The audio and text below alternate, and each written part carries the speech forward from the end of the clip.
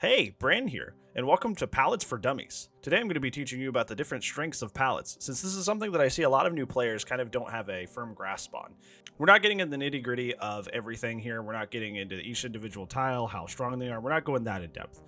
The goal here is that if you're newer to the game or you need a refresher, that you can ID quickly whether a pallet is something you should stay at, that you should play, or it's something that you should probably move on from and make distance to another tile. Because I see a lot of you guys are also budding content creators, and I watch your stuff, and I see a lot of you guys like sometimes leave really strong loops or sometimes stay at really weak ones. And I'm hoping that, like I said earlier, that you could very quickly ID a pallet in its strength just by approaching it and taking a quick gander and understanding that, instead of, just kind of going, ooh, pallet, and then staying or leaving, etc. So let's go ahead and get started with it. First thing I want you to do is take a note of the key or legend, if you paid attention to social studies, upstairs here, right above me. We're going to be using this whitish gray color for walls. We're going to be using a yellow color for windows. We're going to be using a brown color, this brownish orange color, for pallets. We're going to be using the red for the killer and blue for the survivor. Okay, so what I have drawn here is referred to as a short tile or a junk tile, depending on who you ask. We're not here to argue what the tiles are called. We're just here to help identify the strengths of pallets. So for the purposes of this, I'm going to call this a short tile. The one I have specifically drawn is the example that I've seen most often on Yamaoka Estate, where it's just two rocks, just two small rocks and a pallet in the center. We also see this on places like Macmillan, where it's just a bunch of like crates stacked around, and then it'll just be the one pallet in the center. The point being that both of these sides are not very long. Now this tile can be one of the weakest tiles in the game. This is one of the weakest pallets in the game. Why? Here we go. So let's say that you're the survivor here in the blue and the killer is chasing you. You come down, you run down, he's coming after you, and you pre-drop the pallet thinking you're doing the right thing. You think, okay, I'm just going to drop the pallet in his face and call it a day. Bam, the pallet is down. If you drop this pallet early, the killer has a lot of options to very quickly catch up to you. You got to remember that you as the survivor are only 100% speed. The killer operates at 115 speed, except for a few exceptions. And most of these exceptions have, powers that circumvent this. So in most cases, the killer is faster than you, so he's just going to come right around. And you're not going to make it very far before he gets that hit. You're probably going to make it maybe a little bit far, but he's still going to come get you. You're not going to make that much distance, because these rocks right here, these rocks are so small, they're so short on each side of the pallet that he can very easily go around. He can very easily come around and find you. He can very easily come around and get you. So essentially, no matter what way you run around this tile, the killer is going to be very easily able to just come around and chase you over and get the hit. There's nothing you can do. Even if he comes around here and you, the survivor, decide to vault here, he can just moonwalk back around and hit you and meet you on the other side of the pallet. Mostly, like I said again, these areas, the area that is conjoined to the pallet itself is so small that it doesn't take the killer very long to walk around it. It is very simple and very easy to walk around. So the killer's going to get you either way. So you do not want to pre-drop this pallet. However, this pallet is not useless. If you get to this pallet and the killer comes after you, just plop it on him. Just give him a good old whack with the pallet. Just drop him, get the stun, and then the killer, because he's locked in a 2 to 3 second animation, you can zip out of here. You can leave. You can ollie on out. You can get out of here. You can make plenty of time and space. These tiles are good for getting the stun, but not much else, unfortunately. So unless you think you can get the stun, it's probably better to just leave this one behind and only play it if you literally have nothing else in the way between you and the killer. This is probably one of the weakest pallet setups in the game. Okay, now here I have drawn the long wall, short wall, as it's usually called. Some people call any sort of like tile with a bunch of high walls a jungle gym, but for the purposes of this, we're going to be calling this a long wall, short wall, because of the short wall on this side and the long wall on this side. So one of the biggest rules and the biggest takeaways I want you to take away from this video, so if you've blocked everything up until this point, pay attention to this part. Long walls are your friends as Survivor. Long walls are your friends. You definitely want to stick to longer walls as opposed to shorter walls.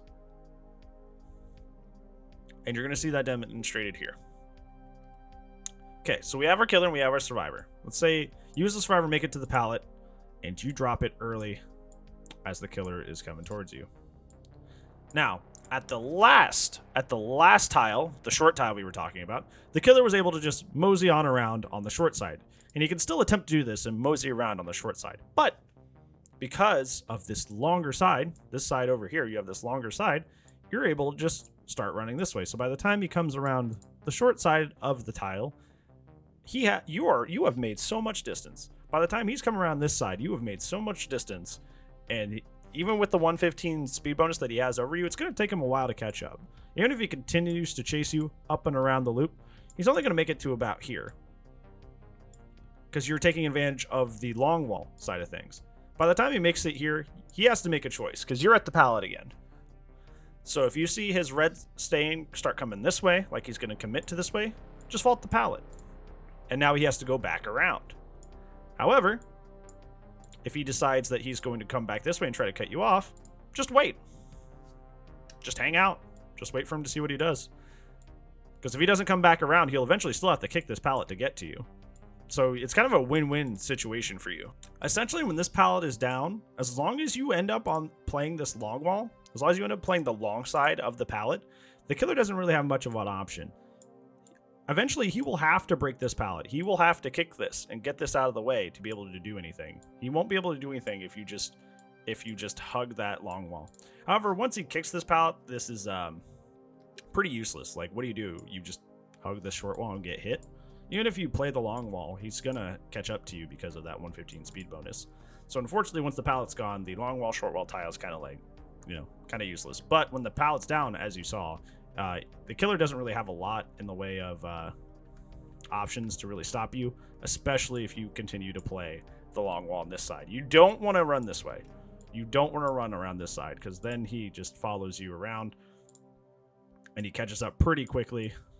Because now you're in this situation, essentially at the same situation you were before at the short tile, because you've decided to play this incorrectly. Because if you vault, he'll just come catch you on this side. But if you keep running, he'll eventually catch up because of his speed boost. So you definitely want to put the killer on this side and force him to play the long part of the tile.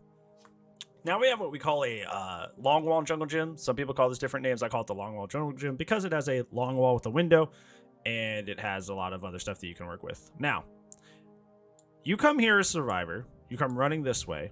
In most scenarios, you actually don't want to drop this pallet right away because you can just go vault through the window. So when you hop through the window, now you're in the same situation that you were with the long short wall, right? Because now you have this long wall and you can force the killer to go many different directions. If you stay here, he's probably going to vault, but that takes a little while so you can get a good head start. However, if he just decides he's going to go around this way, if he's going to go down, you make distance up, and vice versa. If he goes up, you make distance down, right? So play the window before you drop the pallet. But once again, the thing that I'm trying to say here is the long wall is your friend here.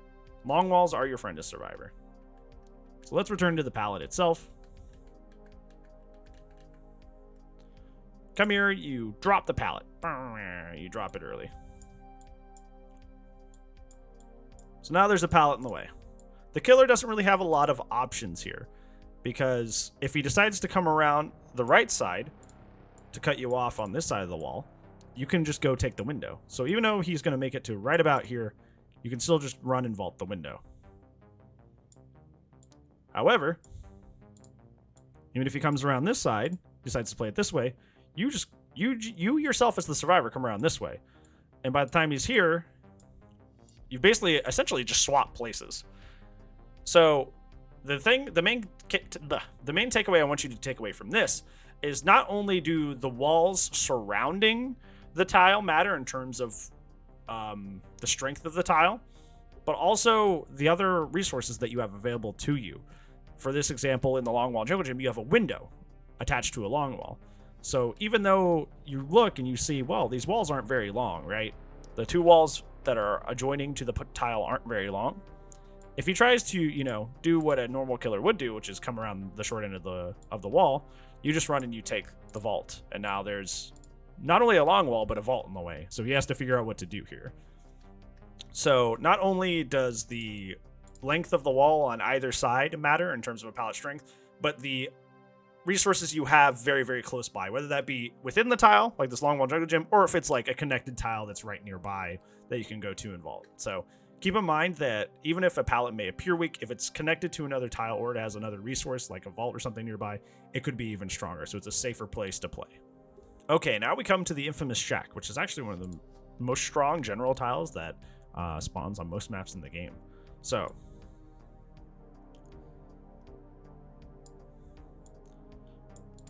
why is this one of the strongest tiles in the game? Here's what happens. If you drop Shack Pallet, also referred to as God Pallet, if a killer is chasing you, the reason it's referred to as a God Pallet is because, look, in almost every other scenario that you have had in the game, in almost every other scenario you've had in the game with every other tile that we've explained so far, the killer, to less or greater effect, is able to just walk around one side or the other to try and get you, right? When you drop this pallet, is there anywhere the killer can go to cut you off? No, there's not. There's no way for him to, he can't phase through walls unless he's nurse. So he can't come through on this side and cut you off. He can't come through on this side and cut you off. He's basically stuck here. He has to make a choice, and the choice is either kick the pallet now or vault through the window. And even if he vaults through the window, just run away. Look how far away he is now. So if he vaults the window, he's doing objectively the wrong thing. So he's probably going to spend time kicking this, which gives you time to leave. This will make Shack and Shack Pallet probably one of the strongest general tiles that spawns in the game for this reason, is because the killer literally has no option to cut you off on either side. So that's, but on the flip side, that's also why so many survivors also encourage you to not drop that until the late game, because it is such a strong tool. And usually, unless you're on the meatpacking plant or some other very, very strong indoor map, there's usually only one of these. So this is kind of a one-time deal typically. So even though this is such a powerful thing that the killer literally can't get around and is forced to kick, there's usually only one of them. So use this sparingly. Don't save it for next game. I see a lot of people do that too. They'll save it for next game. They'll never throw Shack Pallet ever. But don't throw it at like 4 or 5 gens, please. Okay, to cap off the video, I just want to do a little bit of review with you, just so you have all the thoughts collected in one place. So, if a pallet is in between 2 short walls that are not that long at all, it is a very, very dangerous and unsafe pallet. So this is one that you only want to use to stun people and not really stick at unless you literally have no other option. If a pallet is short on one side, but longer on the other side, the long side is a good place for you to be, and you probably want to play it on that side.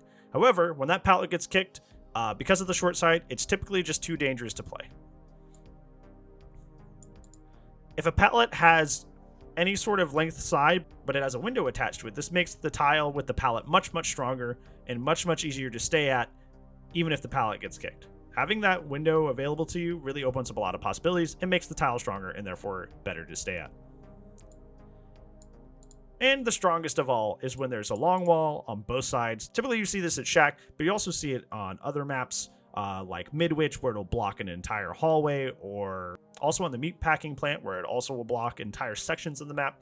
But having 2 long walls with no way for the killer to traverse on either side makes it a god pallet and one of the strongest pallets in the game. So you want to use these more sparingly, but they are the strongest pallet in the game. Okay, so I know that was probably short and not as in-depth as some other videos have done, but I really wanted to really just be pallets for dummies and just kind of give you a very, very brief crash course in like why certain pallets are strong, why other pallets are weak, and which ones you should stay at and which ones you should leave, just as kind of a general advice thing. We may do something more in-depth in the future, but I kind of wanted to just get this out here as a general advice thing, as just kind of a rule of thumb, essentially, on how to determine whether you should stay or leave a pallet and the strengths therein. So yeah, hopefully you enjoyed this video. If you liked it, give it a like. If not, then I hope you have a good rest of your day either way, friend. I'll see you when I see you, buds. Goodbye.